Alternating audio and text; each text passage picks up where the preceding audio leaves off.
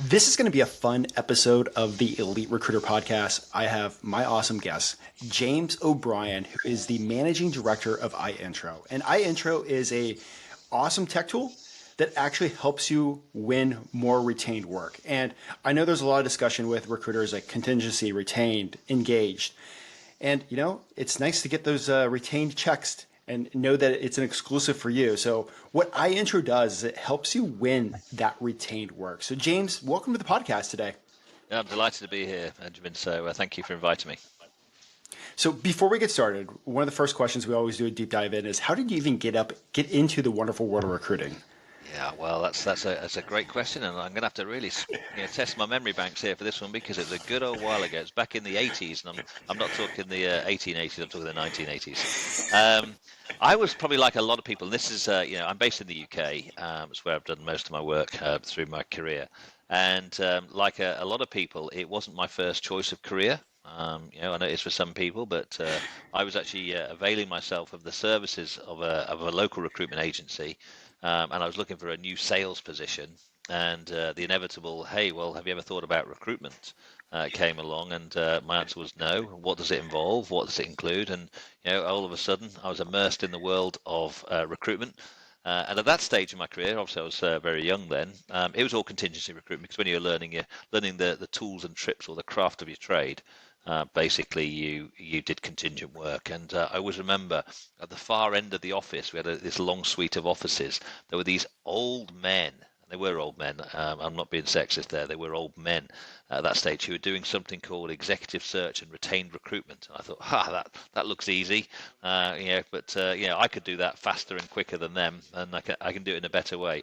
I now look back and reflect and think, actually, I'm probably older than those old men now, and what they were doing was actually something quite interesting. But you had to learn your way to that one rather than just sort of walk into that one. So yeah, by accident, but a happy accident. I'm glad to be here. And then you went from there to being a franchise director for a hotel chain, then a CEO of your own recruitment Yeah. agency. Yeah, well, the organisation I work for, they were in the UK. They were called a PLC company, so listed on the London Stock Exchange. Had a big business, but they also had other strands of businesses in the worlds of consultancy, recruitment, and training. So I went and ran one of their training businesses for a while. Then jumped into did a bit of work in hotels, which was like me going back to when I was 15 because that's when I started my career in hotels. And then I got into the world I came back to the world, so to speak, of recruitment, and I was actually building an international franchise recruitment network, predominantly across Europe. We weren't in the US. We didn't stretch to that part of the world. It was all part of the big ambitious plan, but didn't continue to see that one out. And actually, Benjamin, whilst I was there, that's when I first became involved with iIntro because I was originally a client of iIntro. And like many of your listeners today, I was in a situation where our business was okay. We were doing quite nicely. The fees were okay, but we really were looking for some differentiation, particularly when learning and trying to sell retained recruitment. We were mid-level. So in the UK, that meant we dealt on salaries of between 80 and 120,000. So you can call that 100 to 150, $160,000. So not senior, but nice level fees. But we had nothing different. We'd walk into a room and say, hi, I used to work for a company called EO Executives. Hi, we're from EO Executives. Trust us, we're really good and we know how to do this. And I was looking for something that could give me an edge in the marketplace and give my franchisees an edge in the marketplace. And I met up with the co-founders of iIntro, and I liked what they were talking about. This was way back in 2012, by the way. And I sort of basically acquired their system and implemented their methodology, their strategy, and their process into my business. And it takes a little bit of time when you're transitioning from working one way. We were working predominantly contingently. We didn't know how to do retained recruitment work. We knew how to compete against retained work, but we didn't know how to sort of go out there and chase that work. And as you said right at the intro there, getting those checks rolling in when people pay you in advance, it's such a sweet thing. Improving the cash flow of your business rather than waiting months to get the check for the work that you did. If you get paid, because what we also find is that we only filled 20% of the roles when we were a contingent recruiter, and it's much nicer filling the vast majority of the roles that you're working on and getting paid for those. So I became a client of iIntro, worked that system into my business. We had 30 offices around, predominantly around Europe, but also in South Africa, and so I sit here now as an advocate. I've jumped ship. I've swapped different sides of the fence. I'm now sat on this side of the fence. If for those of you old enough to remember Victor Kiam and Remington Microscreen, I liked it so much I joined the company. Didn't buy the company, by the way, but that's a different story. So yeah, got involved that way, and now running on this side. And we really, really love working with recruitment businesses. And the majority of our clients, we've worked with over 300 clients over the last 5 or 6 years.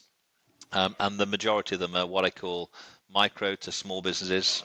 So, the solopreneurs, the 2 or 3 partners in a business up to sort of 10, 15, 20 fee earners. We don't work with the supersized companies. We really, have a really, a knack of helping those smaller businesses, really drive their revenues forward, increase their margins, and I say improve their cash flow at the same time.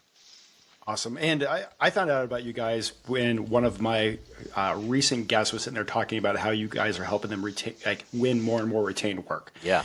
Now, if you want to do like a quick deep dive into all the different things iIntro does before we jump into the meat of the Yeah. conversation. Great. The mistake most people make, and obviously if you look behind me, obviously I've got the next generation recruitment technology, a little advert. So obviously we're a rec tech business, we do that. But one of the things that we found is tech by itself doesn't work. Just somebody buying a piece of software to keep up with the Joneses because it's shiny, a nice bright shiny penny, isn't really going to sort of move the needle, so to speak. So what we found, and this was through some of my experience as a client before I joined this side of the business, is you need to coach, train, and support. So to sort of transition a business from one business model to another business model, you need to provide a lot of coaching and support. So we've developed something called the Retained Recruiter Academy, which is an integral part of the iIntro platform, which is both live training. So I think you're referring to Matt, aren't you, in terms of one of your guests? Yeah, great. So yeah, Matt came through our Retained Recruiter Academy, which is where we don't just show him how to use the tech, but actually how to pitch, win, and deliver retained recruitment science, because it's not like a contingent process. So the Retained Recruiter Academy is there with both live training. Obviously, some people prefer to learn by watching and listening. So, we have a learning management system embedded within our tech platform, so that if you want to learn 24/7, you can if you like, but obviously supported by live training and coaching sessions with our academy director and our other staff, so that you give that overall feeling that you're not by yourself. Because I've got a piece of software that I'm using in our business at the moment called Fireflies. It sort of records meetings and an AI note taker. Fantastic. I mean, there's lots of different ones out there, but you just buy it off the shelf and you plug it in, and if you use it, you use it. And if you don't, you don't. Well, our platform isn't just about buying a piece of software and then just hoping it's going to work. You need to work at it. This is changing a business process, and for that you need support and encouragement and cajoling and nudging along. So yeah, we provide all that. So coach, train, and support people with the tech that they've acquired from us. I love that there's help because I got a graveyard of software that I've purchased Me that too. every year I have to go through and like, wait, what's this subscription? What's this? Yeah, and then they mount up, don't they? And you think, oh, I'm Oh my just God. blowing money on some of those ones there. I mean, one of the really nice things that we do when we sort of go through the training is we help people understand that, and this is one of the big differences. People just think that selling a retainer, you just sell your service. So listen, I've been in the industry 30 years, so you trust me to do the work, and I'm good at it and I know how to do it. And the reality is that's just exchanging. Well, it's really a 20th century process. Recruitment has been established for the last 50, 60 years. It's the process of engage a recruiter, brief them, which means send them the job description, and then let them trawl their database or their contacts and come up with a clutch of resumes. Yeah, and from that, then they're handed over to the client, and then the client takes them through their own internal hiring processes and hopefully hires one of your candidates. And as I say, you win some, you lose a lot. That methodology just doesn't really change. When I started, I sort of jokingly say the only difference is now that recruiters they email the resumes, whereas in my day that was a fax machine and standing by the fax to get your turn in the queue. And if that's the height of technology in recruitment, then woe betide us, really. We need to do better than that. So what we see our intro as is at the avant-garde of being 21st century recruiters, helping people implement a process with employers that helps them, not just recruit people, but retain the best people for the medium to long term. And to do that, we implement a strategy of utilizing multiple layers of scientific and objective assessment that help employers make more informed hiring decisions. And the results that we've seen, Benjamin, over the last 5, 10 years, 96% of the candidates placed through our methodology and our processes are still in the job 1 year later, and 93% 2 years later. Now, what does that stat mean? It's so what? He's just thrown out a statistic, yeah? But according I to a mean, survey, yeah, go on. that stat means you get to keep your check. You, Absolutely. It's more than that, though. There's something even better than just keeping your check. Actually, you can use that to differentiate yourself, because the standard in the industry, and some, people listening, so mine's a bit better than that. The standard is a 90-day rebate scheme, yeah, a bit of a sliding scale rebate. Some people go to 6 months, but when you know your stats, when you know how much quality is in your process, what you can do is you can offer your clients an extended, or what we call a recruitment risk reversal policy. Working with me, I'll stand by you shoulder to shoulder for up to 12 months. And if you hire someone through me and you fire them because they don't perform or they don't fit in, which are the normal reasons, or they leave because they don't like you or they've relocated, we'll do the work again for you. Now, what does that mean? Statistically, 1 in 25, we're going to have to do it again. And part of, sometimes we go, well, I don't do the work again for free. I say, are you crazy? Why wouldn't you? Just think how sticky you've made yourself with that client. Yeah, that's the difference that you make. And that 96% statistic, there's a piece of research done by Leadership IQ, and it's a bit out of date perhaps, but I don't think it's going to vary very much. It says 46% of new hires in the US fail within 18 months. 46%, that's nearly half your people are going to be churned within 1 to 2 years. Well, if you've got a system that says, actually, I'm going to give you a much better output, it stands to reason that you're going to win clients. That's going to be really important in that way. awesome. Well, let me ask you the question: if you're a contingency recruiter, like, how do you actually start making that move over to retained? Yeah, well, I think the thing is, when we're running businesses as contingent recruiters, and listen, I have every respect and admiration, and I'm not here to bash contingent recruiters. The model works. Yeah, don't get me wrong. There are many, many, many successful businesses. But the reality is, when you get to a stage when you get fed up of being, having no commitment or feedback from the client, you think, well, what am I going to do differently? How can I make a transition? Now, the transition, there's no. I don't think. Yeah, I wish there was. I wish there was just a simple pill. Take this pill, and tomorrow everything will be. Yeah, all your clients will be retaining you. Locked on. It isn't. It isn't that way. When we first launched the business, we had our, if you like, we had our incubator client, and it took them 18 months. So, we work with clients. I mean, when I say my former client, I became a client in 2013 of Intro. My former company, EO Executives, now based in Germany, not in the UK, by the way, they're still a client of Intro. So I know this process works, but it's a gradual phasing. That's why we call it a transition, because whilst you're moving and changing, we all know changes can be uncomfortable for people, and you'll also face resistance from your own team. Yeah, from your own colleagues. You'll face resistance from your clients because they've been educated on a 20th century methodology. Just send me the resumes. I don't want to, why do I need multiple layers of scientific and objective assessment? Well, you need them because I'm going to help you. I'm going to stand by your recruitment process. I'm going to give you a recruitment risk reversal policy. And, you're not going to be rehiring time and time again, which has got a huge consequence on the cost basis. So it's a gentle transition, because whilst you're trying to get your first or your second client, and I know, for example, when you had Matt on before, he's got on very early, which is what we experience most of the time. You're still going to have to service some clients who are on a contingent, and you're spinning all those plates, keeping them up in the air, hoping not too many of them fall down and crash on your head. But those are the ones you don't get paid for. So it's time to make a change if your market's right for it. It's not right in every market, Benjamin. There are some markets which. Or certain roles which are just aren't suited for it because they need to move too quickly. So we're not talking high volume, fast moving roles.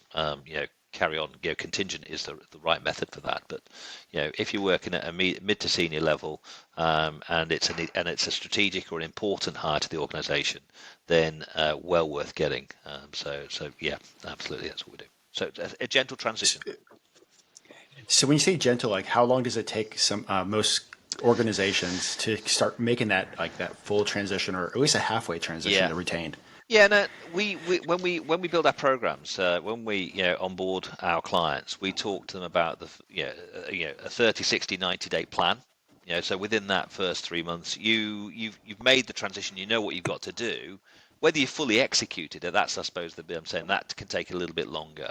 It's great you get your first one, but then you go to your next client and they say, well, we don't do retainers. Carry on working. The only way you're going to work with me is if you send me some resumes, and I'm only paying you 20% this year. I'm not paying you, 25%, 30%, whatever it may be. So you've still got to manage some of those relationships, but sometimes you get that pushback, and one of the challenges you have if you are going to transition your business, and it does work. Yeah, what we typically see is recruiters, almost, could go on to sort of go towards doubling their fees. Not the fees they charge, but the income they generate because they get a multiplier effect. They move further up the food chain. They go from charging 20 to 25% to charging 30 to 33%. And if you look at the multiplier on that, if you're charging 25% of a $100,000 role, you're making $25,000. If you go up the food chain and start charging 150,000, working $150,000 roles and charging 30%, well, you're making 45, 33%, you're making $50,000. So all of a sudden, you're doing the same amount of work, but getting better rewarded for it. And more importantly, you're getting that cash in your business, much sooner. So I think that's the change that you've got to be prepared for. So you've got to put in the effort. It's not, as I say, I don't have a magic wand that I can say abracadabra. You're now a retained recruiter. It's not as simple as that. Now, for like the recruiters that are listening that aren't as familiar with retained work, we Yeah. talked about contingency. I don't want to say like, throwing a resume over, but emailing a resume. Like, what is the Yeah. difference in the processes for your clients between a contingency and a good retained search? Yeah. Well, if we just break them down quickly and say, and I think I probably used the language thrown over the fence. I was just trying to be a little bit, make a little bit of comment there. I mean, many, retained recruitment is normally high speed. It's when there's almost a fire sale. Somebody's left. The client phones up. I need a new, accounts director, and I need them now. Who have you got? And when that in that type of a hiring process, then it's almost fastest finger first. Who can get to the data or the database quickly enough to pull out those candidates and put them into the process? And it's going to take 2-3 weeks. Um, when the difference between a retained search is that you're not just looking for the person who's available right now. You're actually doing a full and thorough search, and you're actually putting in place a process. So, the way that I describe it is when you're working contingently, you're working on vacancies. Yeah. When you're working on a retained search, you're working on a campaign. You're managing a project for your client. And it's really important that we say this when the client has accepted that they're making an important hire. You can ask the questions here. Are you just looking for the best person available or the best person? It's the best person available. It's who's available in the pool right now, and pull them out. And say you're available next week, and hopefully you work out. But statistically, we know up to half of them aren't going to work out. We're over 1-2 years. Or are you looking to actually find the person? And that then depends on what are the objectives in the organisation for what that person needs to achieve. So, the difference we say is, recruiters work on vacancies, management consultants who specialize in talent acquisition work on campaigns, which are on a consultative retained basis. And what you're doing is a difference between being an order taker, so a bit like going to a restaurant and you ask a waiter comes along and says, "What would you like?" "Well, I'd like somebody with 5 years experience, please, and work for a blue chip Fortune 500 company." "Okay, I'll find you one of those." Yeah. Whereas when you're talking to a consultative recruiter, you're saying, "Okay, what type of person you need?" "Well, tell me what this person's going to achieve."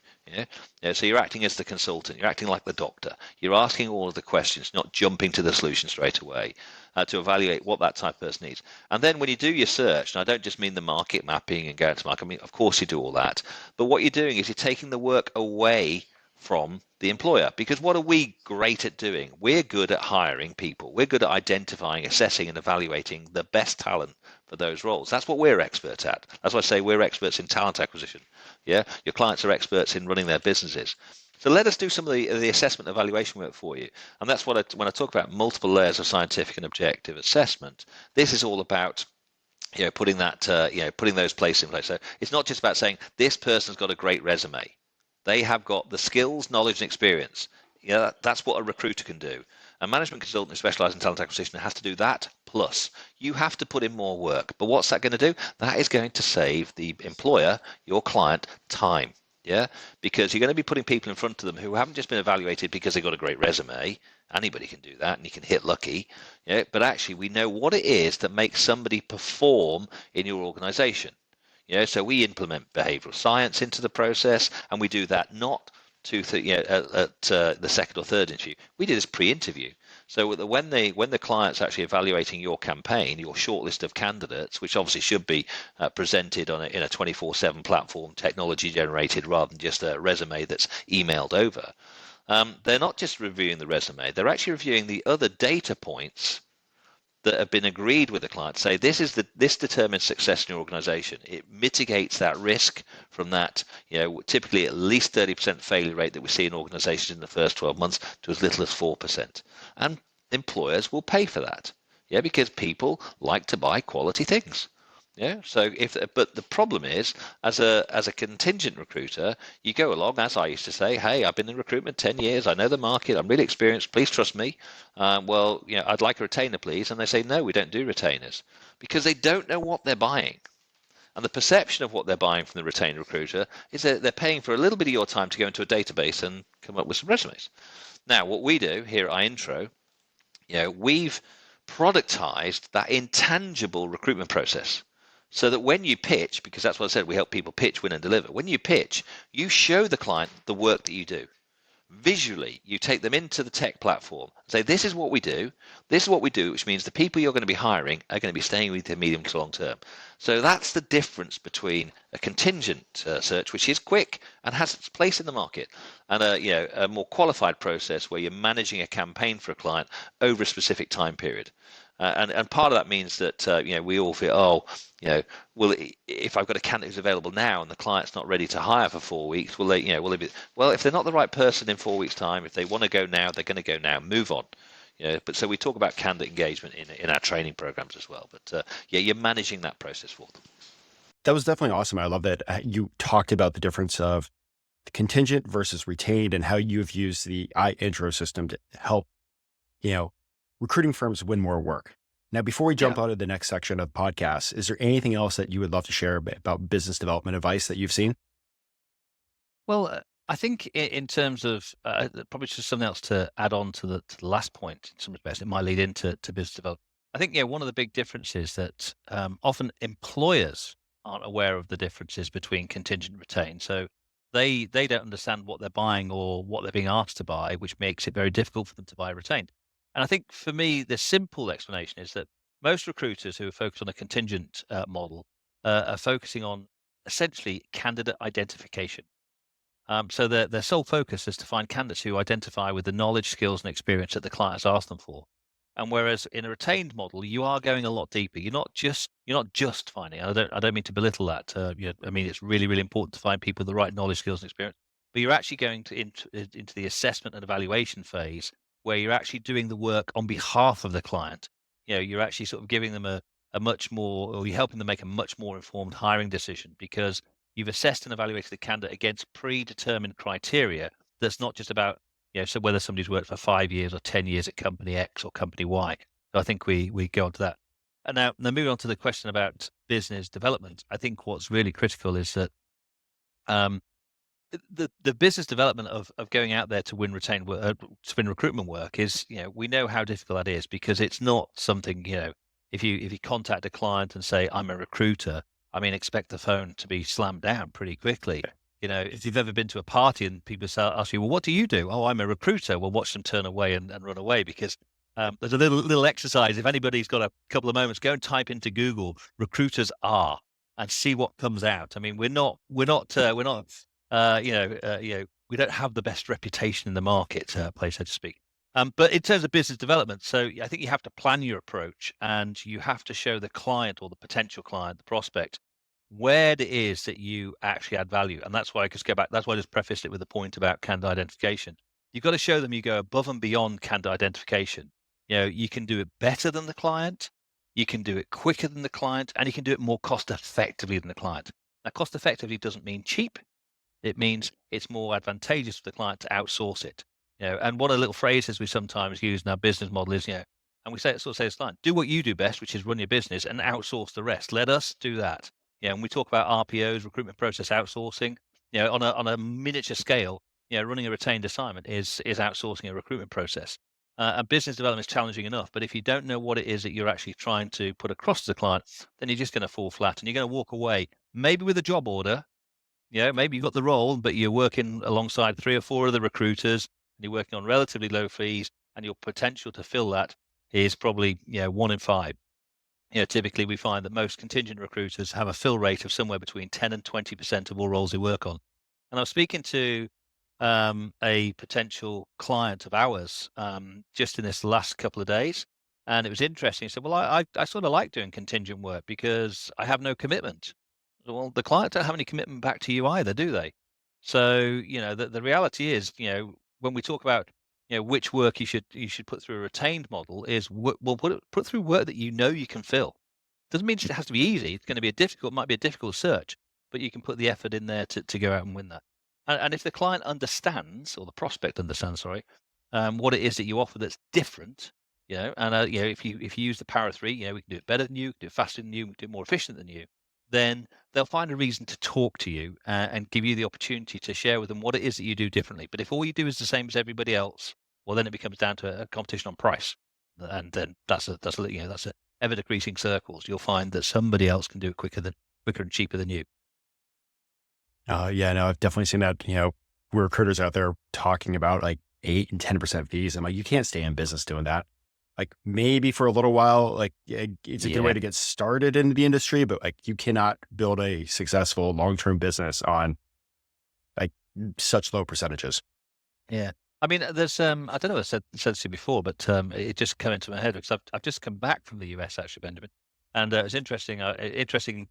Going around various places in the US and visiting and frequenting a few bars and just seeing what beers they sell, and I was, as well as the American beers, which I obviously tasted. It was interesting to see one of the Belgian beers that were over there called Stella Artois, and Stella Artois used to have a very interesting catchphrase way back when. I don't see it anymore, but the phrase was reassuringly expensive. And there's, when you go in at 8 or 10%, if you think about it for a moment, how much time and effort can you really put into that? And I know somebody will argue this on the other side of it, but the reality is that clients actually do prefer to pay top dollar for good quality. And I was reminded I was working with a client based out of Denmark, and they were recruiting in the UK, and we had a pre-meeting pitch. Ahead of the pitch, we had a pre-meeting with their representative, their UK representative, and he asked us what we were charging. And we really wanted to win the work, and as a recruiter's mindset, that means how low can I go? Now, I don't mean the 8 to 10%. We were thinking maybe go down to 20. Maybe we could scrape up. Maybe we could push a little bit at 22. So when we mentioned this to the guys, okay, he said, well, that's a lot lower than the other people. Now, he was speaking to some good quality search firms in the UK who were charging 33% plus. So we'd created this chasm between how much we were charging and how much they were charging. They were 50% more expensive than we were. And we thought that was good. The client thought the total opposite. And it opened my eyes to that pricing is something that recruiters think you've got to go low to win the work. Whereas the client said as well, actually, we want to make sure that you guys are motivated to deliver this because of the fees that you earn, not how low you go. Because the second part of that was when I first learned that actually charging in stages is quite important as well. Because not only did we go low on the fee, we went low on we actually split the fee into 2 payments. A deposit of £3,000 or £4,000. The fee was going to be about £27,000 if we were successful. So it's 130, 140,000 roll, whatever the numbers are. And we said, well, we'll just take a small fee up front, and to show you how motivated we are, we'll take the final fee at the end. And they said, well, no, that doesn't work for us either, because if you're not getting paid properly to do the work up front, you're just chancing your arm, hoping you hit lucky. We want to know that you're motivated to do the work in the first instance, because everybody else is not only they're charging 33% plus, they're also doing an equal thirds. And that's when my mindset flipped from being a recruiter to actually putting myself in the seat of the client to say, actually, how are they looking at this? Put yourself in their shoes. If it's cheap, everybody knows, buy cheap, buy twice. Yeah. Yeah. From our perspective, it helped me sort of position, right, charge a fair price. Doesn't mean I'm always going to charge 33%. Yeah, I quite like the number 28 for one reason or another. It's a nice fee percentage for us. And don't be afraid of charging in installments either, because then the client knows that you're motivated to do it, and you get that comeback to the client. So, I'm charging a good fee. I'm reassuring expensive because if you're buying something that's expensive, it's there's a good chance it's going to be a good product or service in our case. Awesome. Well, before we jump over to the quickfire questions, is there anything else you'd love to share? Probably it'll probably come out the quick fire questions. So I'm not sure what they're going to be. But I think the one thing I'd like to say to people is, it's always easy to not retained. What I mean by that is a lot of people think, oh, it's not for me. I can win lots of work. But we know that when we see clients transition and transitioning your business model from, and we don't transition all of our clients to 100% retained. That's not everybody's objective, and I'm not anti contingent that work. But it is a process. It's not. There's no magic pill. You can't just go on a training course tomorrow and all of a sudden all of your business will be retained. You've got to work at your business model. And that was the mistake I made when I went through this transition myself 10, 11 years ago. I thought that it was going to be something easy and realized it wasn't. I thought I was buying a product and it wasn't. I was actually engaging in the transitioning of a business process, and people have to commit to that process. So it's not easy, but the rewards are well worth it once you get to the other side. Awesome. Phenomenal. All right. So for the quick fire questions, ready? Yeah. What advice would you give to a brand new recruiter that's just getting started in the industry in 2023? Advice in 2023. Well, I'd say project yourself 5-10 years forward and think, what do I want to achieve in that period of time, and work your way back. And one of the things that we did, I created a training program with one of the training companies we're working with, and we called it the Road to 300. We later changed it to the Highway to 500. I said, if you want to achieve 300K of fees, then what do you need to do to achieve that? And you can then work it down, and you can break it down to the effort you have to put in. So if my average fee is £25,000, dollars, whatever it happens to be, that means I need to do 12 assignments in a year, which is one a month. So if I need to do one assignment a month, how many meetings do I have to have with a client? Well, if my hit rate is 1 in 2, then I've got to have 2 business meetings with a client. What effort do I need to put in to get 2 meetings with a client? So you can work it back. So I'd say project yourself forward and then work it back, and then decide where you're going to put the effort into it.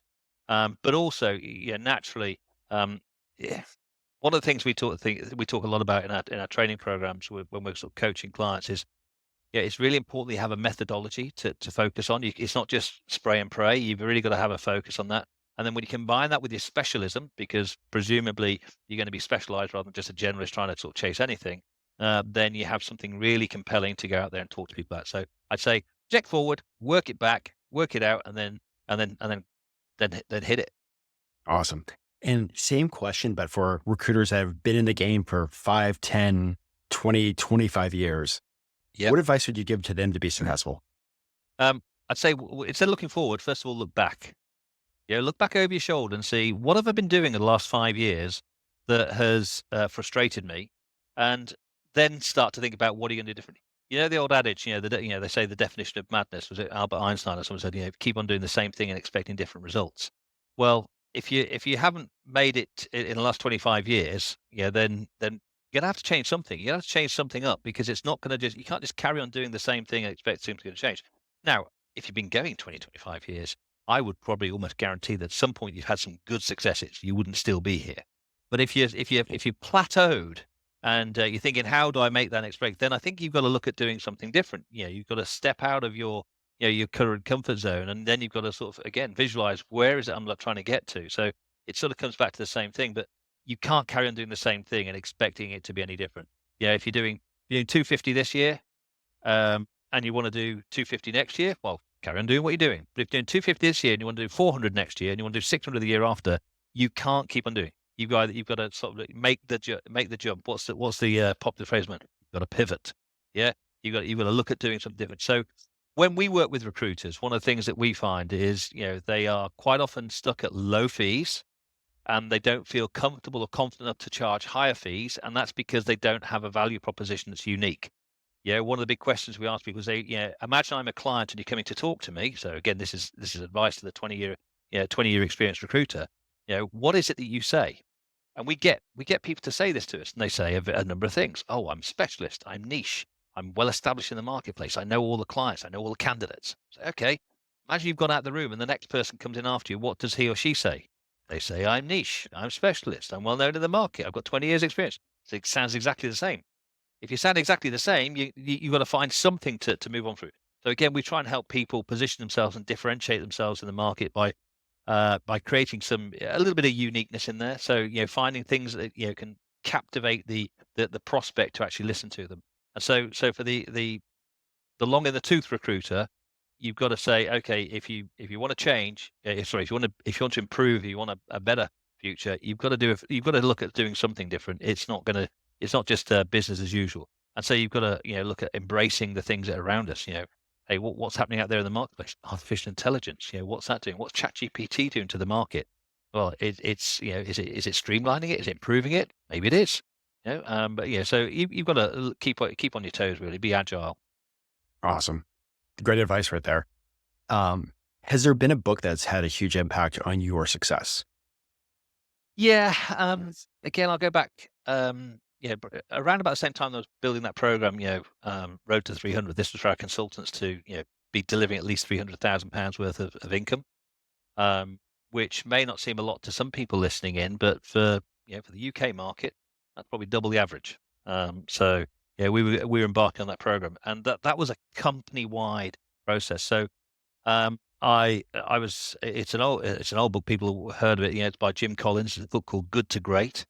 And I swallowed and digested that program, to really sort of, look at what it is that we could do, from the old analogies about who sat on the bus in what seat and the hedgehog concept. But that gave us really some fundamentals about what it is that we try and do. So we built that into our business model to say, right, we'll have a single focus to move on to that. And we don't just want to be a good recruitment business. We want to be a great recruitment business. We want to be serving our clients, serving our candidates, serving our staff, our team. And as I say, that process, although no longer part of that business that I'm referring to, that business has gone on from strength to strength, had their biggest and best year last year. So and they're actually also a client of iIntro. That's how I know these numbers, by the way. So yeah, it had a big influence on me shaping the strategy and direction of the business that I was running and heading at that time. I absolutely love that, because that also says a lot about leadership, is when you've taken a business up to a certain level, and then after you leave, it still keeps on growing. Yeah. Because so often you see sometimes the company just like implode when a leader goes, because it was built on one leader and not built on like a foundation of leadership. You're going to ask me a question. I'm sure you're going to ask me a question, and I'm going to give you a little line about how that happens, or my advice on how that happens. So I'm going to leave it. Hope you ask the question. If not, I'll come out with the line. All right.